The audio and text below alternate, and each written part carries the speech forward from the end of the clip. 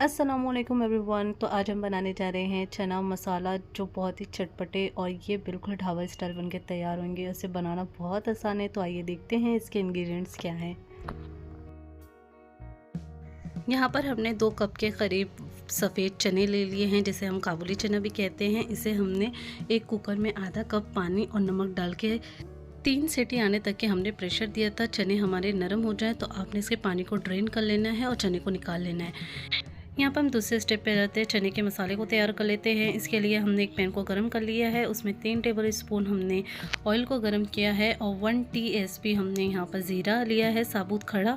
इसे चटकने तक के हम इसे 1 से 2 सेकेंड तक के हम इसे फ्राई करेंगे। जब इसकी खुशबू अच्छे से आ जाए तो इसके अंदर हमने डाल देंगे आधा चम्मच के करीब यहाँ पर हमने अदरक लहसुन का पेस्ट डाल दिया है और इसे अच्छे से हम भून लेंगे ताकि इसका कच्चापन निकल जाए। यहाँ पर हमने एक मीडियम साइज़ की प्याज को बारीक काट लिया है, वो इसके अंदर डाल देंगे और इसे भी अच्छे से हम मिक्स कर लेंगे।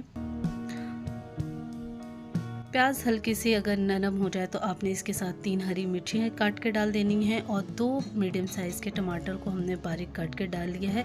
मिर्ची आप अपने टेस्ट के अकॉर्डिंग रख सकते हैं और इसे अच्छे से अब हम मिक्स कर लेंगे।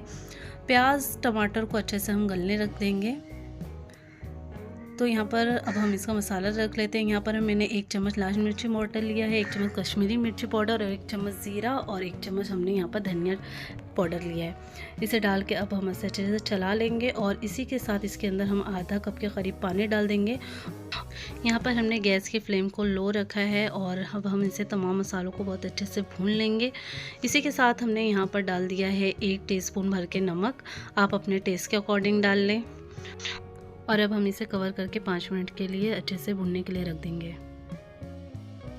तो यहाँ पर हमें मसालों को भुने हुए 5 मिनट हो चुके हैं और इसी के साथ अब हम इसके अंदर डाल देंगे हमारे बॉईल किए हुए सफ़ेद चने। इसे डाल के आपने इसे अच्छे से मिक्स कर लेंगे। यहाँ पर हमने मसाले और चनों को अच्छे से मिक्स कर लिया है। इसी के साथ हमने यहाँ पर आधा कप के करीब पानी को डाल के इसे अच्छे से मिक्स कर लेंगे ताकि जो मसालों का फ्लेवर है वो चने में बहुत अच्छे से आ जाए और इसे तकरीबन हम 4 से 3 मिनट तक के कवर करके रख देंगे।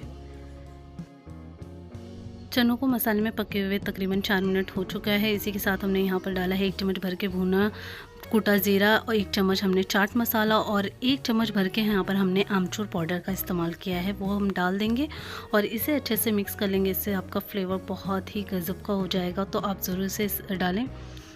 इसी के साथ अब हम इसके अंदर डाल देंगे 1 नींबू का रस और इसे डाल लेने के बाद आपने इसे अच्छे से मिक्स कर लेना है। तमाम चीज़ों को मिक्स कर लेने के बाद आपने इसमें बारीक कटे हुए धनिया की पत्ती को डाल लेना है और इसे अच्छे से मिक्स कर लेना है। तो ये आपके चटपटे से चने छोले मसाले बनके तैयार हैं।